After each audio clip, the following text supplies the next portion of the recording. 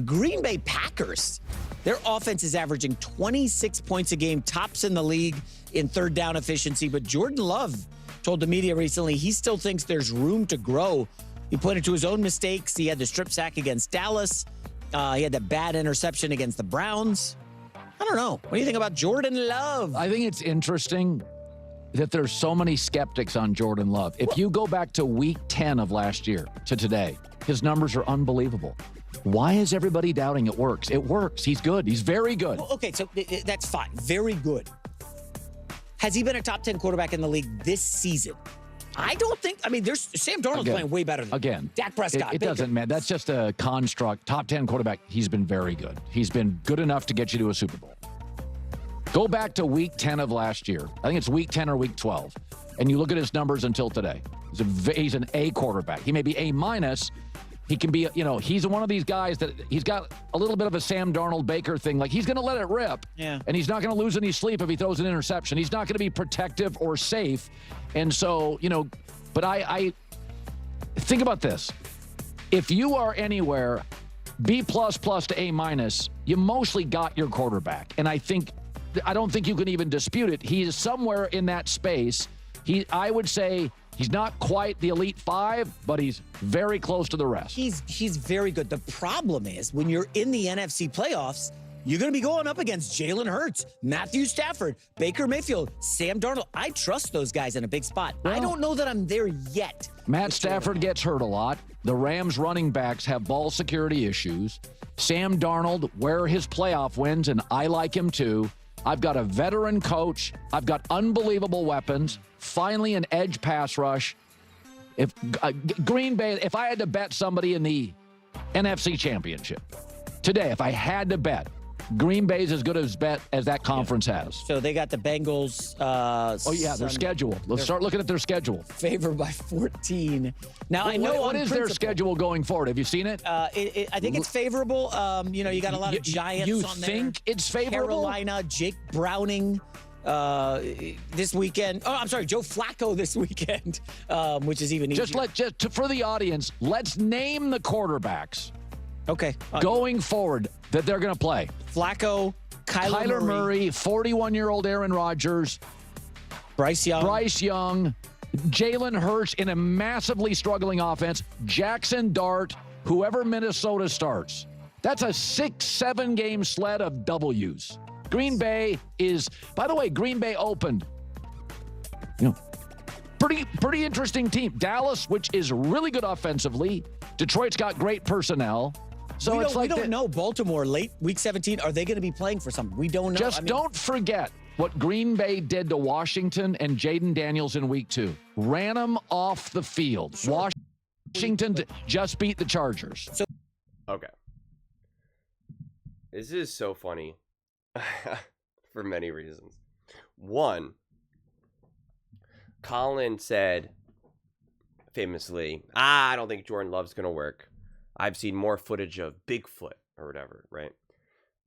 Then he went off and said, wow, Jordan Love is the next Patrick Mahomes. I made the video. I'm pretty sure I have like a video of a title. Like Colin Cowherd says Jordan Love is as good as Patrick Mahomes, right? I did that it was like last year. Then as the season unfolded, Colin was kind of like, yeah, I don't know if Jordan Love's the guy. The offense actually looks better with Malik Willis and, things of that nature. And now he's like, go look at the stats. Jordan Love from week 10 last year was great. Why do people doubt Jordan Love? And I was like, wait a second. You're one of those people that have, we could say it was, kind of doubting Jordan Love here. Like, let's, come on. I think in those moments, it's important just to admit, yeah, listen, I kind of struggled to make my mind up about Jordan Love. I went back and forth. Do I think he's great? Do I think he's good? Do I think he's elite? Which is it? And it's just like, which is okay. But and then just be like, and you know where I am right now? I think he's special. I think he's going to continue to get better and better and better. But to just be like, I don't know why people doubt someone that you told other people to doubt. Like, I don't like, maybe that's part of it. I don't know. You tell me. So yeah. But I mean, listen, the Packers are obviously a great team. And they're not going to be concerned about going up against Baker Mayfield or Sam Darnold or really any team for that matter. They're just not. Like, I don't understand. Like, that's where Jordan Love's and the Green Bay Packers are going to be like, oh boy, we got to go up against Baker Mayfield right now. Like, I just, like, what are we inventing right now? And Mac Jones just beat Matthew Stafford and the Rams. Like, everyone's beating everyone. I obviously make videos on all the teams, and I see the comment section. So pretty much all of these top teams right now, everyone's like, we should be 5-0. We should be this. And it's like, every team can say that right now, practically. Seriously, practically every team can say that these days right now. The Packers should be undefeated. The Eagles should be undefeated. The Broncos should be undefeated. The Lions, maybe not the Lions, because they got beat pretty good against the Packers, obviously. But the Bucks should be undefeated. The Seahawks should be undefeated, right? Like every team feels that way right now. Every team, every top team. And so it's just, it's fascinating to me. It really is. I think this season is just, hey man, you just got to continue to wait and see. This Bengals game will be interesting, going up against big money Joe Flacco. I think right now it's just like, you're playing the Cardinals, you're playing the Bengals. You know, there's not a whole lot to gain from, there's not a whole lot to learn from those games, honestly. The Steelers is going to be the most fascinating game. I mean, you're having Aaron Rodgers go up against the Green Bay Packers, right? Like that, you just don't know what type of game is going to be unleashed on both sides. For both sides. So that's week 8. That's going to be an incredibly fascinating game. And then you got the Carolina Panthers, yeah. And then you got the Eagles, and you're talking about the Eagles struggling offensively, and yet they still keep winning, though.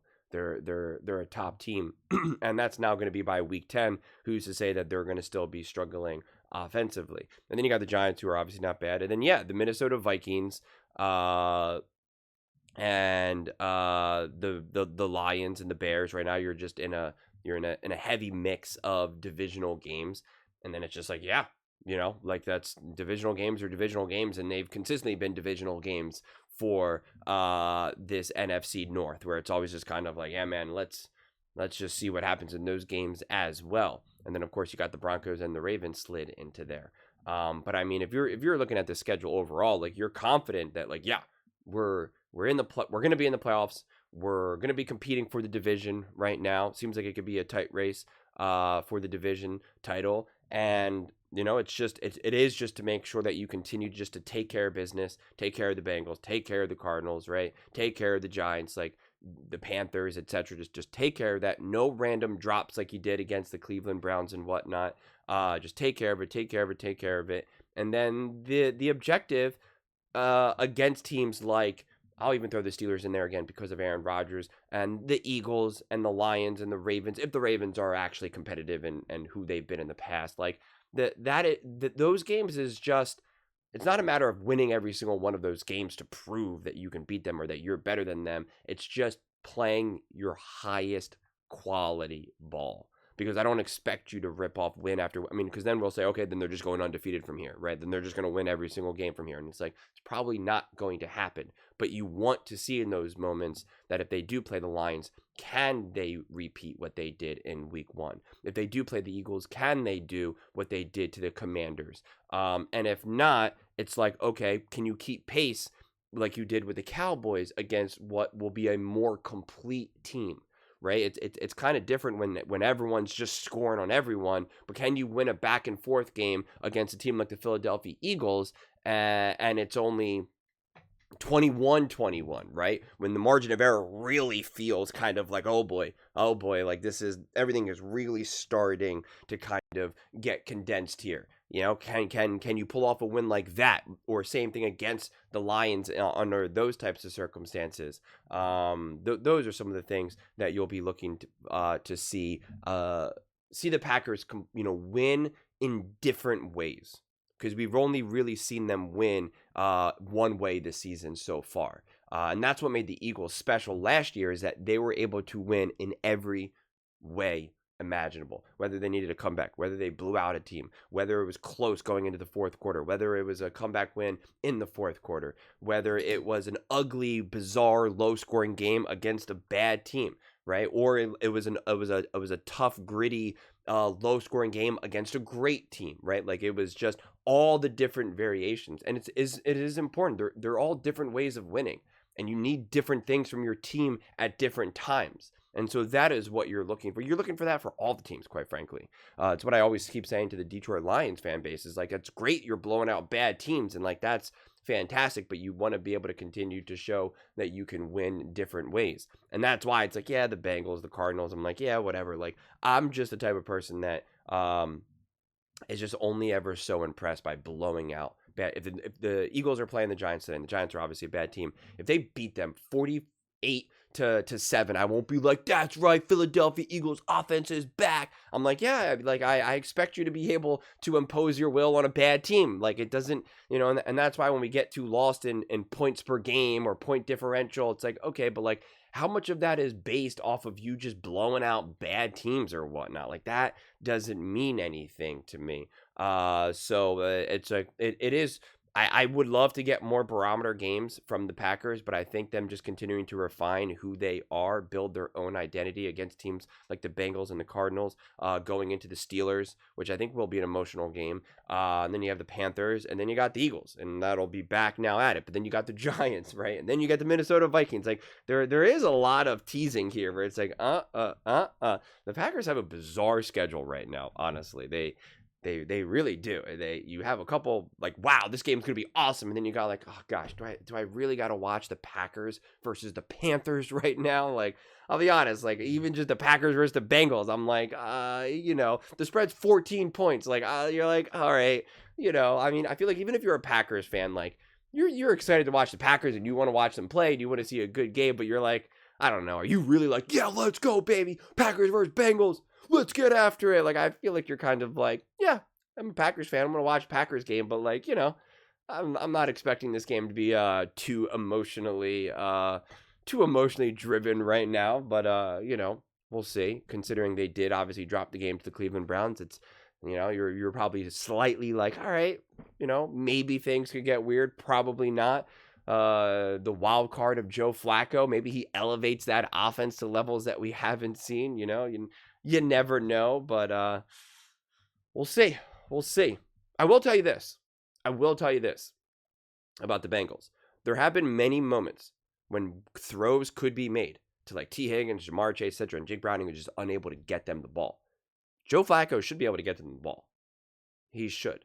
Obviously, the O-line is terrible and the defense is whatever, but if you watch that Broncos game versus the Bengals, and Troy Aikman did a good job of pointing this out, he's like, there are plays to be made here. And I think it's always important to acknowledge that, because then you recognize what an offense is capable of and how well the defense is, because I'm looking at it through the lens of trying to evaluate the Denver Broncos defense. And it's like, if they had a quarterback that could make that throw, that would have been a big play. And then that would potentially lead to a touchdown. If you're playing up against a better quarterback, there's a good chance that would have led to a score. And now, instead of the score being 14-0 or, whatever the heck it is, it's 14-7. Like, it just changes the style of the game. So that door is technically open for the Bengals.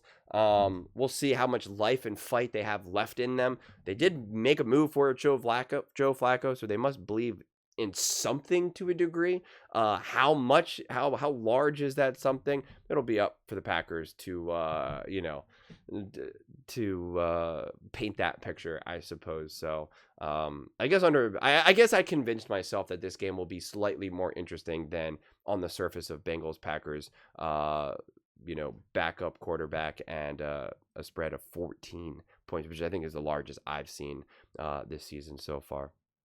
But those are just my thoughts. I'd absolutely love to hear yours. What do you guys all think about the Green Bay Packers? The fact that their offense has room to grow. The fact that Jordan Love should be afraid of Joe Burrow of Baker Mayfield and Sam Darnold and all the other teams in the NFC, and taking on the mighty Bengals. Let me know in the comments below. I read every single comment. So whether you agree with me or disagree with me, either way, let's get in some discussions. Let's get in some fights. But ultimately, let's just have some fun. please do consider subscribing. We are building an amazing community here and absolutely love to see you part of it. I want to build something that we all genuinely feel connected to, something that we're really excited to be part of. I think we're well on our way to doing it. Please don't forget to give this video a thumbs up. It really does help with the visibility and the algorithm. Thank you so much. See you next time.